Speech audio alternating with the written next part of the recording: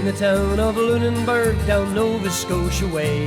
In 1921 on a windy day, a sailing ship was born, and the Bluenose was her name, and you'll never see her kind again. Bluenose, the ocean knows her name, sailors know how proud a ship was she. Bluenose, leaning in the wind, racing every wave on the sea. For 25 long years she ruled the northern sea, riding like a queen on the tide.